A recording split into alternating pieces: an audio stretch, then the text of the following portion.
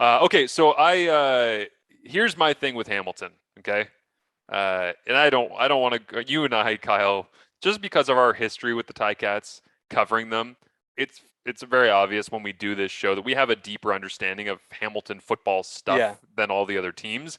It's why we lean into some of the Hamilton stuff, and I know that we have a lot of people that are Ticats fans or that like listening to us talk Ticats. So we want to talk this for you, but I don't want to get stuck in the mud for an hour here because we could, if we were on morning radio, we would be doing a 3 hour show on tomorrow morning, Monday morning, Tuesday morning, talking about where to go from here and picking apart all of the issues.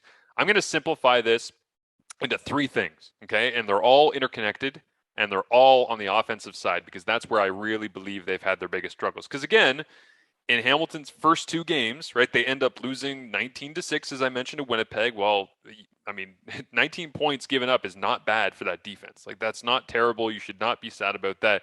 30-8 against Saskatchewan, but again, it's the problems with the offense that set up short fields that end up flipping the tide and making that look like a bit of a blowout. So they have not reached double digits in either game, so I'm going to focus on offense. Here are the three things that I would like to simplify and break down for you. One, Brandon Banks, I don't know if I can say hurt, but Brandon Banks has something wrong with his midsection. Yeah, his Okay. ribs. He's holding it every time. And Yeah. I don't know why this hasn't been brought up on the broadcast or the analysis because everyone's saying that, well, maybe Trevor Harris is dinged up or there's something going on there with the mental side where he's not prepared for the season. I'm like, okay, that's fine. I'm telling you that Brandon Banks game one wasn't mentioned, and I noticed it when I watched it back today because I watched back both games today closely. Game one, there was something wrong there. I don't know if he took a hit in that game. I went looking for a hit to see whether or not he might have injured a rib in that first matchup. Couldn't find it. Game two, same thing, same spot. After every play, wincing, looks winded. Like there's something that's wrong with Brandon Banks' midsection. And on the interception that I mentioned that I really liked the call by Dustin Nielsen where Blaze Brown picks it off, they got Brandon Banks to the wide side of the field running an 18-yard dig route. And it's a catch I've seen him make before, get up between traffic. He scored a touchdown against Montreal in Montreal a couple years ago on this play where Masoli basically works the boundary, flips his hips, comes back to the field, drops it over the middle linebacker. They get like a cover two look and he drops it in and Banks catches it and he's off to the run as he splits right down Yeah. between the hashes. And Banks went up to try and grab it and the free safety was coming down and He kind of short armed it. and he short armed it Yeah. and he looked and his head was fully looking at the defender coming in and he went hell no and he tucked and because he short armed kept his armpits down inside like this, didn't reach up all the way, it bounces off his hands, it gets intercepted. At that point the game's over, who cares? But to me that was like, okay, he's not only after plays is he hurting, this is affecting his actual gameplay. So Yeah. with Braylon Addison out, with Devere Posey out, and Brandon Banks not being a shell of himself but not being 100%, that's the first thing. The second thing, I love Kay Okafor. Let me preface this by saying I love Kay Okafor, his story. He's an incredibly nice human being to talk to. I hope that he continues to have success and stays on rosters in the CFL. But at this point, it is reckless to keep Kay Okafor in the football game. Okay. And I hate saying that because I love him and I love seeing Canadian stories that a defensive lineman from St. FX who is developing behind some great pros over the last couple of years. But a couple of things have jumped out to me with Kay Okafor. And it's not just him, it's the offensive line as a whole, which I'll get into in a second. So again, try not to get stuck in the mud on this stuff and go too deep on it, but hey, we're here. There are times in the game where Kay Okafor is pass setting and he's oversetting by like 2 yards. Like he's jumping out of his it's almost like somebody put on an instructional DVD for someone who's never played offensive line before and they just take whatever's on the tape as the gospel and then they're jumping out of their stance. There was a running play where he backed up like 4 yards into the backfield on his own before he was ever touched. There was several plays in the game, and again against Willie Jefferson and Jackson Jeffcoat, I'm not going to fault you. Like those guys are freaks, but in terms of fundamentally giving yourself an opportunity, like he's got a narrow base. He's not able to square up. He's got strength, he's got length, he's got all these physical attributes. He's just not using them, and he's jumping out of his stance. He's got a bad lean and angle. He's punching and whiffing, and like I brought it up on last week's show, there was a play that Willie Jefferson just gave him the old da da da, just like karate chopped the arms and was in the backfield. Well, Chris Van Zyl comes back and they kick him from right tackle to left tackle, and I'm watching back the Winnipeg game in week one, and I'm like, if AC Leonard has a pulse, he's going to have 3 sacks. Yeah. Because Kyle Okafor he's not ready to play in the Canadian Football League at this point. And from there, you start to realize, okay, so why is he playing in the Canadian Football League at this point? And you realize the Ticats didn't have a backup plan. Like, I understand Trevon Tate, if he was healthy, would have been in, but he wasn't. And they still don't. He wasn't any better than Kyle Okafor. So the idea that they're playing Kyle Okafor and not Jesse Gibbon, Kyle, I said last week that I thought Gibbon was going to play at tackle before Kyle Okafor was going to get bounced to the other tackle. Well, in week 2, Gibbon doesn't play. Coulter Woodmansey was on the roster, but becomes a scratch right before game time. And Kyle Okafor is the left tackle. I went back and watched the Winnipeg game where Gibbon came in and played right guard. He's playing the game like he's still at Waterloo. Like, he's getting walked backwards at the end of plays. There's a play where they didn't even twist the end in the tackle. He basically just was like head up on, it's not Sales. I forget what his name is. Number 90 for Winnipeg, new defensive lineman that came in from the XFL. There's a play where that dude takes 2 hard steps upfield, and Jesse Gibbon is like not even beat, but it's like he kind of even with him. Like, no longer does Gibbon have the advantage in the angle and the protection. He's even with him. He's hip to hip, and Gibbon's feet just stop.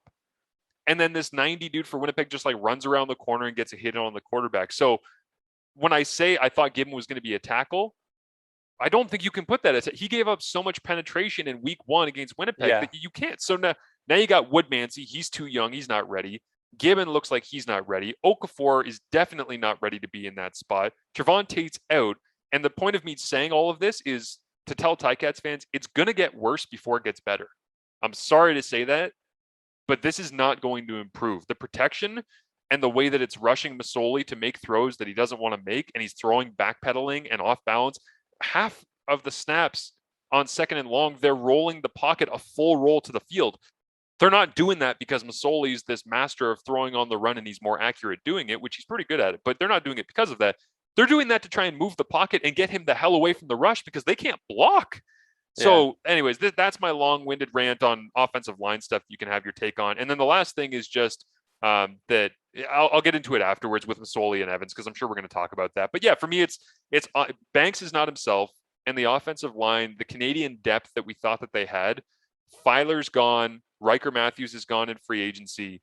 You move Sirocco inside. He's holding his own, doing his thing. I didn't see a lot of things. One of the snaps that Dane Evans dropped, it was low. Yes, that was one. But in terms of protection, I think that he's done a pretty good job of being able to make calls and work on who to send guys to and all the rest, and working one-on-one with defensive tackles. He's holding his own. Yeah. But I mean, Van Zyl obviously got beat bad the one time that Masoli looked like he landed on his left shoulder. And he looked a little slow and a little rusty, I think, after the injury and maybe a long training camp or not getting enough. He hasn't played football in so long, and everybody has a week under them. Yeah. And I think that's where, Chris Van Zyl maybe struggled a little bit. Yeah. Anyways, I've been rambling forever. Go ahead. Yeah. Sorry. No, it was along the same lines. I thought the offensive line is the biggest issue with the Ticats, because I think their offense is the biggest issue right now. On defense, maybe there's some problems there.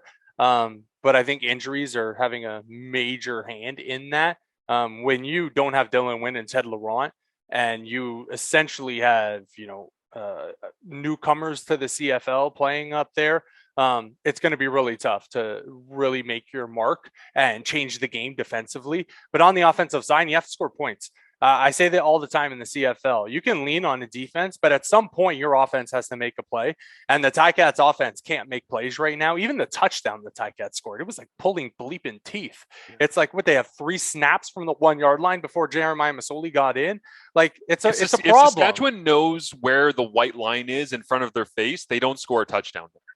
And this game ends up being 30-2, or you know what I mean? It looks 30-1, 30-1. It would have looked so much worse if they hadn't got in there. And it's so many little errors that keep packing. Kyle, there was one play that I actually felt bad for Masoli because it was a running back screen trying to get it to Thomas Erlington. Which, by the way, my God, they're throwing the football a lot to Thomas Erlington, which I'm not against, but. Is that? You have to. Sean Thomas Erlington's trying to pick up blitzes and pick up blocks that were missed, and he's like, "Screw it! I think the best play or best course of action here is for me to just check and get out in the open and hope for a dump off."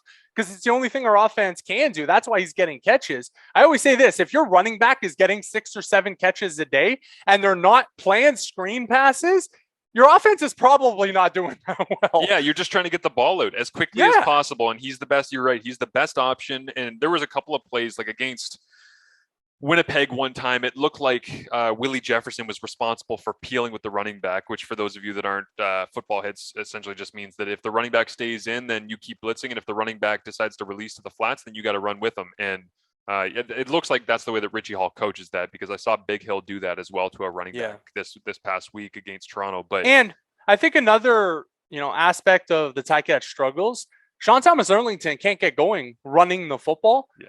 And obviously, pass protection is different than run blocking. But if you're not doing either, then you're not stopping the pass rush. And if you're not producing on first down, then good luck trying to stop, not only the rushing four of the opposition's defensive four, but also blitzes and things like that.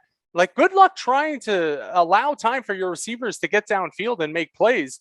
And I think at the receiver position, too, the Ticats are going through some things. Like, I think Jalen Acklin has been, at least through the first 2 games of the season, in the best Ticat. He is. I can tell you, I have tracked the games and tracked the production grade on every throw so far from Masoli, and Acklin is the most productive receiver for the Tiger Cats so far. But outside of Acklin, like Brandon Banks, like you said, he has something wrong with his ribs or his midsection that's hampering him a little bit. And then, you don't have Addison, you don't have Devere Posey. David Unger is, just stepping on the field basically for the first time because the first year he was in Hamilton, he got few opportunities to do so. Like, the Ticats, all their problems have, converged at the same time.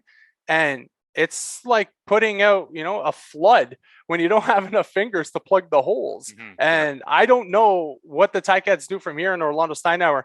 But the worst part about this, yes, you have a bye week, so you have an extra week to fix it. Okay. Then you come back and you're on the road again. Yeah. And you're facing a Montreal team that through their first game look like world beaters, at least in the East Division, because they look phenomenal. So Montreal's got Calgary this week too, so they should get another victory and then be 2-0 with some momentum and come home to play. I mean, even if they go down to Calgary, like Calgary has to change it at some point too, right? Let's say Montreal's 1-1 going up against the Ticats. They're going to have the upper hand in that game, and being at home, because I've been, writing articles about point spreads and things like that. Montreal's probably a 6-point favorite in that game against the Ticats team that hasn't shown anything. And as for the quarterback situation, I feel bad for Jeremiah because he hasn't had time to throw the ball. Dane Evans has stepped in. It's kind of been the same thing. So can you replace Jeremiah? At this point, I would leave Jeremiah in one more game just because I think the Ticats are at the point, and this might be a year of struggle for the Ticats. And I know that's a lot to say only after 2 games, but from what I see and what you're talking about, the signs are there that this is not going to get better anytime soon. The Ticats don't have a left tackle. Look, is Trevon Tate injured? I don't know. But me and you know this, in the Canadian Football League, teams put guys on the 1-game injured list because they have to put them somewhere. They don't want to put them on the practice roster, so they'll throw them on the injured list for a game if they want to, sit them. Trevon Tate didn't play well week 1. And now Kay Okafor goes out there, and I said last week, well, if he's bad on the right side, not going to put him on the left side. Well, they put him on the left side, and he was bad again. Yeah. What do you do now? You got like Jordan Murray, who's essentially a rookie in the CFL, sitting on the bench. Can he step in, or he's on the practice roster? He's, come in and help the offensive line. And then you have Joe Bensi, the Canadian offensive lineman. Outside of that, I don't think the answers are in-house for the Ticats. They honestly might have to start chipping to help if they keep Okafor in. They did that on the first drive of the season when they scored the touchdown. They were helping Kay Okafor so much on that side. David Unger came in and cleaned up. I can't remember who it was. Cleaned up the guy rushing on that side. It was Willie Jefferson, and then you had other guys step in. Nikola Kalinic, Sean Thomas Erlington were chipping. Every single play, it might have to be Kalinic chipping and then just running a check down. Because I don't know if they can protect otherwise.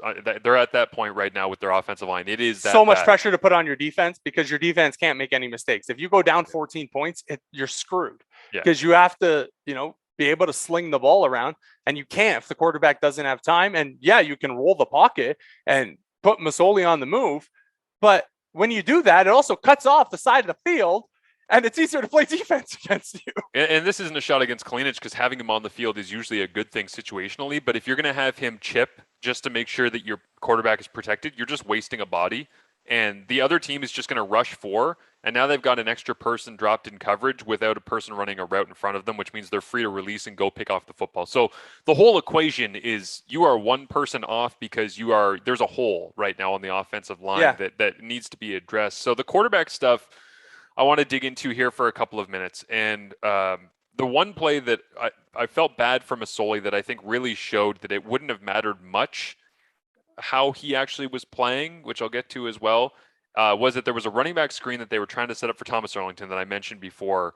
We went on our tangent about throwing him the ball and why they're doing that so much, is that he's trying to set up a screen to the left, and a linebacker from Saskatchewan recognizes it and jumps Sean Thomas Arlington.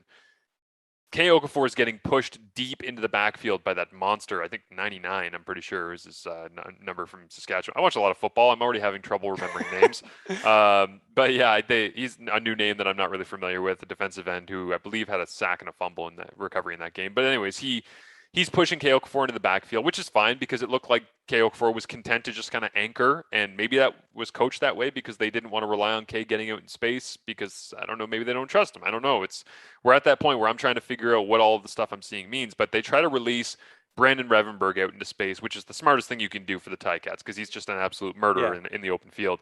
Darius Sirocco's trying to get out, and they're trying to get whoever's playing at the right guard out there as well.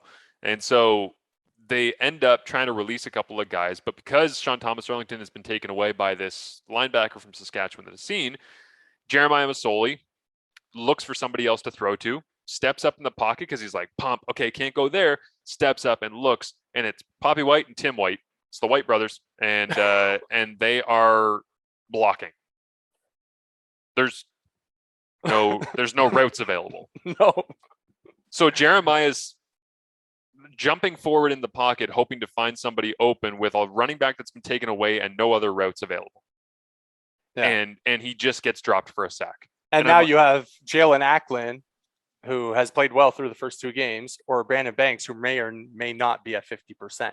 Like, you're leaving very limited options for the quarterback. And I couldn't see where there was any other routes, whether Acklin or Banks might have been open or around, but they certainly weren't within range. It looked like they had just run go routes to get rid of people. So it's like, I don't know what Masoli's supposed to do there. And that's just one play, but that's the symptom of the disease that we're talking about right now for Hamilton, is that there's just so many plays like that where people just take turns. Yeah. And you just end up having either a very good defensive play, but there's always a counter to a great defensive play. Okay, he jumps us.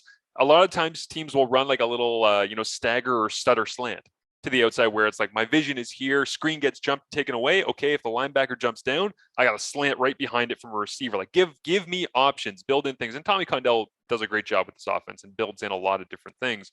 But I saw that play and I'm like, what the hell is he supposed to do? Now, I want to go into, on this quarterback stuff, something that jumped out to me that I thought was really interesting, okay? And it is that I put together the target charts for Jeremiah Masoli.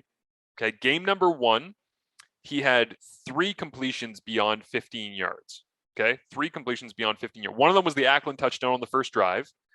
There were basically a couple of rail shots as well down the sidelines, but other than that, nothing over 15 yards. He didn't even attempt a pass between the hashes beyond the line of scrimmage in week 1. Beyond the line of nothing in the middle of nothing attempted. No, that is I believe that's 24 yards of field, something like that. Or 17 yards. That's what it is. I think it's 17 yards is what the hatch is. So you've just given the defense 17 yards in the middle of the field for the entire game without even taking a single shot down the middle of the field. So that's week 1, okay? That was against Winnipeg, getting your feet wet back into the game, whatever you want to say. In week number 2, okay, they took some shots down the middle. They missed them all. They were all incomplete. The deepest completion, and again, if you want to see these target charts, they're up by the time that you're listening to this podcast on our CFP Instagram page at CF Perspective. You can go there and flip through all of them and see where these quarterbacks are hitting and missing and all the rest, because I love putting these together. But Jeremiah Masoli did not complete a pass from the right hash to the left sideline beyond 5 yards in the game against Saskatchewan. Okay. again, let me say this again. The right hash, okay, which is, 17 or 24 yards off the sideline, whatever it is. Then you go 17 yards from hash to hash, I think it is, 12 from the hash to the top of the numbers, 12 from the numbers to the sideline. So now you've got 17, 12, 12, right? You're looking at 30, whatever my math is here, 41 yards, something like that. That is not even an attempt from the right hash to the left sideline beyond 5 yards. How are you supposed to play in the CFL like that? He had Kyle behind the line of scrimmage. So in this game, can you shout out to me his box score, Jeremiah Masoli? Because I'm wondering how many of his attempts, percentage-wise, were behind the line of scrimmage. Because this is a weird thing that I've picked up on for the Ticats this year. Behind the line of scrimmage, he had 1, 2, 3, 4, 5, 6, 7, 8 passes that were attempted behind the line of scrimmage that they decided to go with in this game. How many attempts total did he have? So he had 25 attempts. He was 17 of 25 for 135, no touchdowns, 2 picks. Okay, so 32%. So essentially a third of Jeremiah Masoli's attempts are behind the line of scrimmage right now. Now, I bring up all of this as a means of setting up why I think you bring in Dane Evans and why I think he ends up getting the start when they come back in Montreal. Now, maybe you wait on it because, like you said, you want to give Jeremiah another game. You think that he's earned that right and all the rest, but he's been inaccurate. He's been pressured. He's been sporadic. He's made some bad decisions. He's throwing across his body. He's doing all the things that Jeremiah has always been knocked for since he's been in the CFL. But I just wanted to pull this up, okay? So yards per attempt throwing the football in the second game here against Saskatchewan, yards in air for Masoli, the average was 6.32. Okay, 6 yards down the field is the average of where he is throwing the football. Dane Evans came in, right? Didn't play all that great and had 14 attempts, but his average was 13.5 yards per attempt. So Dane Evans is throwing the ball 7 yards deeper per target and actually challenging the defense in a way that, again, Jeremiah had a game and 3 quarters and hasn't forced the ball down the field and hasn't been able to complete when he has. Dane at least was taking some shots here to try and spread the ball out and make some plays. And again, he was 3 of 10. No, I understand that. And again, he wasn't very effective. He was inefficient, all the rest. But I realized very quickly watching this game, there's a complete different style of play here. Like Dane Evans' passing attempts, he had throws of 10, 13, 16, 18, 23, 32, 33, and 33. Again, that's with him just coming into the game. Masoli, his longest ones were 13, 16, 16, 21, 23, 27, 41. And I'm not saying that deeper is always better, right? These are all in context. But what I am saying is Dane came in and was trying to challenge the defense in a way that with 3 quarters less to play with, he had the same number of deep throws. The 3 deepest throws in this entire game on Saturday against Saskatchewan were Dane Evans throws. And he only played essentially in the 4th quarter and a couple of minutes in the 3rd. So I think Dane is going to approach the game differently. And I think at this point, you owe Dane the opportunity to go in there and see whether or not he can turn around the fortunes of an 0-2 football team when you only get 14 games to play with this year. They're playing a different style. Jeremiah is struggling. I don't know why you would just go into Montreal in a week after a bye and say, well, we hope that's changed. I think you have to try something different at this point. It's desperation time for Hamilton. You're 0-2. Montreal looks good. Toronto looks good. Ottawa somehow has more wins than you, despite the fact that they've played in Edmonton and had a bye week. So I think you have to go with Evans and you have to get some of these receivers back healthy. And hopefully the bye week helps Brandon Banks heal up with whatever he's dealing with. Yeah. Looking at the schedule hindsight, the Ticats did have a horrible start to the schedule. Like awful. The 2 best teams is essentially in the CFL, both on the road. Yeah. It's very tough. For the Ticats, I'm almost at the point where I don't think it matters right now who you start at quarterback, because I think you have way bigger issues. Yeah. And usually in football, that's not the case. Usually in football, if your quarterback's struggling, okay, let's replace the quarterback. But the Ticats have structure problems on their offense right now, and it starts with that offensive line. I should have mentioned this before we started talking about Masoli versus Evans. Changes on the offensive line. I think one thing the Ticats need to do, I don't think the answer is in-house. I think they need to go out and get a center, because I think Darius Sirocco, I'm not putting this on Darius Sirocco with struggles at the center position. You need to have him at that right guard spot, because if you have Revenberg and you have Sirocco, you have guys who have been there before and you've had success with. Yes, you don't have Mike Filer, and that's a huge loss, but I think you're going to have a better time with a guy who's an experienced center from the outside coming in, and NFL cuts still need to happen and things like that, coming in and changing things for the Ticats. Because if you can do that, essentially Revenberg, this new center, Sirocco, and Chris Van Zyl, at least you have the right side of that offensive line shored up again, right? Yeah. Having this John Yarborough, and no disrespect to him, alongside Chris Van Zyl, and I think Van Zyl will be better coming up against Montreal next week. But I just don't like the makeup of this offensive line right now. What did June Jones always say? He didn't like moving guys at a position because of injuries, because now instead of replacing one guy, well, now you got three guys playing new positions, and he doesn't want that, right? With Filer leaving, maybe they couldn't find a center or find anybody competent enough to fill that role. Darius Sirocco is a hell of a right guard in the CFL. Keep him there. Don't try to change him around. Don't try to put him at center. I think they need to get somebody in there between Rev and between Darius Sirocco, because right now I think Revenberg is having a headache on trying to fix whatever's wrong with this offensive line, because Revenberg, for as great as he is, he's not on an island, right? Up the middle, you're never on an island. It's not like, oh, you're at left tackle and you just pick up that, beast rusher like Jackson Jeffco. It's not the case. Revenberg needs the guys around him to have success as well, so the Ticats can have success. He can't fix everything by himself. So I'd like to see the Ticats go get a center, put Sirocco back at that right guard spot, and have some continuity, some sort of look of it moving forward this season. And maybe you can at least take a step in fixing these issues on the offensive line. It's very well said by you. I was just laughing when you brought up the June Jones don't move two players because of an injury. No. Move one and have one replacement, because Ben Grant, our good buddy from X's and Argos, is doing an amazing job, by the way. Like, I shout out to Ben Grant. He's on Zoom calls post game. Hey, Ben, stop putting my articles to shame. He is doing such a good job covering the Argonauts. People need to go check him out. If you don't know, at Ben__Grant or at X's and Argos as well is where you can find it. But I laugh because he sent out a tweet on Friday night when the Argos were playing the Bombers that said, quote, "When left tackle Dejon Allen went down, the Argos moved Philip Blake to left tackle, Peter Nicastro to center, and Shane Richards came in at left guard." No. And he puts at the end of the tweet, "That can't be the answer."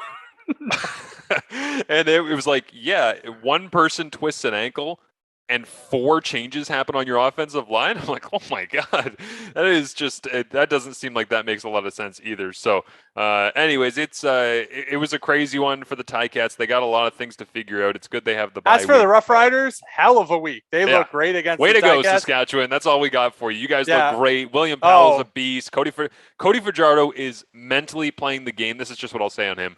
He's mentally playing the game faster than everybody in the league right now. Like Vernon Adams Jr. included, Zach Claros included. Cody is making decisions so quickly, it's terrifying, because he's only going to get better as the season goes on, being with Jason Moss longer. He's making reads faster. He's getting the ball out quicker. He's seeing the field better than he did previously. And the funny thing is, and this was a great stat that was brought up on the CFL and TSN broadcast, that only Chris Strevler had more rushing yards as a quarterback than Cody Fajardo did in 2019. And Chris Strevler didn't lead the CFL in passing yardage, which Cody Fajardo did. So to go from that second best rushing quarterback behind a guy that was basically just a running back, and also be that good of a passer, and now he's getting better and he's seeing the field quicker and he's getting rid of the ball. It's just like, Saskatchewan is so good, and I can't wait to watch and break down Bombers and Riders coming up on Labor Day in a couple of weeks. We got some great games before we get there, but at this point, as we said earlier, that's the matchup at this point.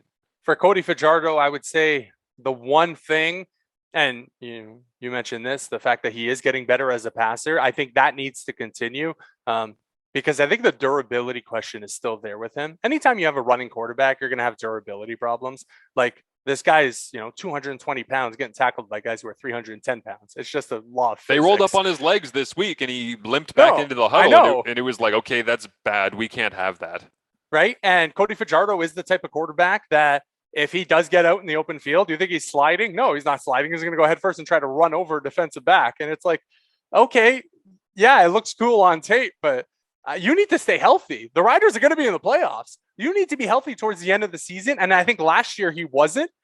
So the durability question is still there for Cody Fajardo. As a starting quarterback, he has improved immensely, at least through the first 2 weeks of the season. We'll see where his trajectory goes. But for the Riders, you got to feel very comfortable. And I'm with you in that matchup against the Bombers on Labor Day. I actually think the Riders can put up some points on that Bombers defense, and it's going to force Zach. And I mentioned it earlier. Zach doesn't need to put up the 350 production, but he has to make enough plays to win a game. And if Cody Fajardo can put the heat on Winnipeg's offense, I think Saskatchewan can have some success and be the best team in the CFL this year. But they need their quarterback healthy towards the end of the season. And I worry for Cody Fajardo.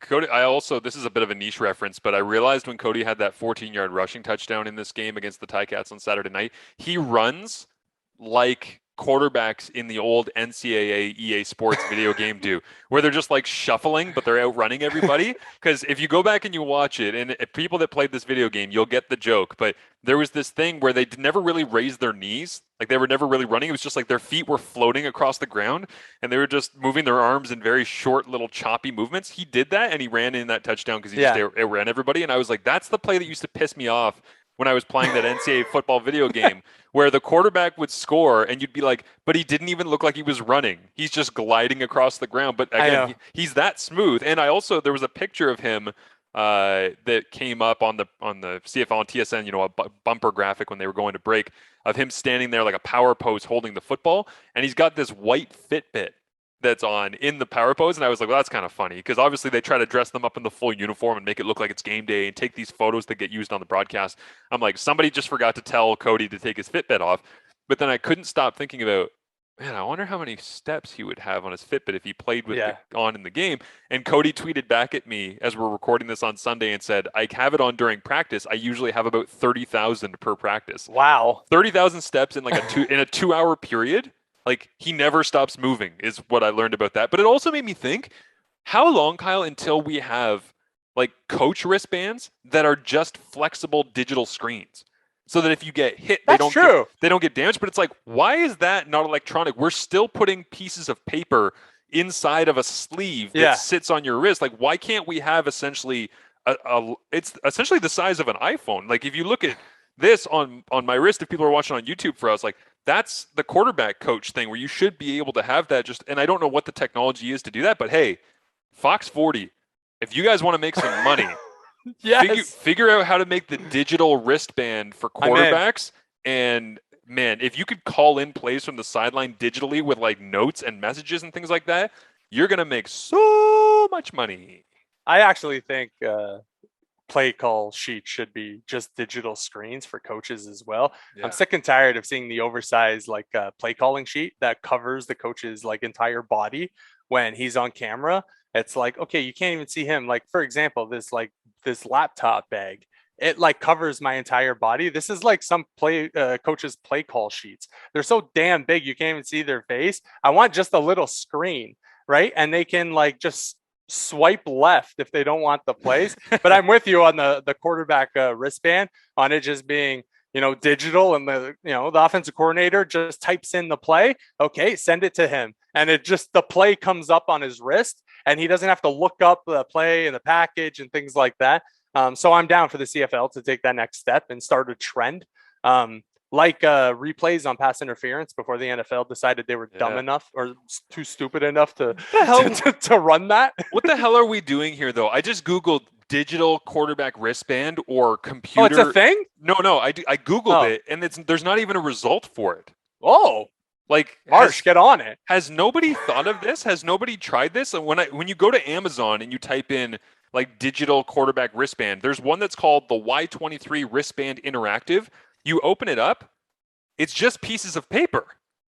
Like that's not, how is that like a super futuristic interactive experience? It's so weird to me that this has not become a thing. And again, I probably should have just shut up and tried to patent it myself and make a lot of money. So I'm gonna just go to Bob Young now and see whether or not he'll help me Well, make it. especially now, like phone screens, if you bend it, you can bend the screen. Like screens can get bent. So why can't you just put a little screen on a wristband There's got to that be a can way. that can like withstand the power of somebody hitting it and it not like shattering in a million pieces? There's got to be a way. If you build it, they will come. I'm down. Speaking of which, did you get goosebumps? That Field of Dreams stuff, that baseball? Did you see that? No, no, Oh, no. oh man, that was so cool. Come on, you didn't get I'm not even a baseball guy, but I watched Field of Dreams because for Yeah, some I saw Costner, but now Costner no, has no, John no. done it to me in Yellowstone. So that's true. But for me, I watched Field of Dreams because it was inexplicably on APTN for some reason a couple of weeks ago. Oh, And APTN puts on some good programming, good movies sometimes. they had Keanu Reeves and Speed on a couple of weeks Hell ago yeah. too. Which again, whatever. But I watched Field of Dreams and I felt so nostalgic. And I didn't even know they were doing this Major League Baseball Field of Dreams thing. But they brought Field of Dreams the movie to life. And I swear to God, Kyle, I'm not romantic about baseball. I liked it a little bit when I was a kid. I've never been a huge baseball person. But when they had Aaron Judge and Giancarlo Stanton come walking out of the cornfield and the White Sox were in those old 1900s jerseys and uniforms and like when they walked out of the cornfield, I only saw it on SportsCenter because I believe that was Thursday night when I was covering the CFL game, but I saw them walk out of the cornfield. My jaw dropped. I got goosebumps. I was standing by myself in front of the television and I said out loud, "Holy shit."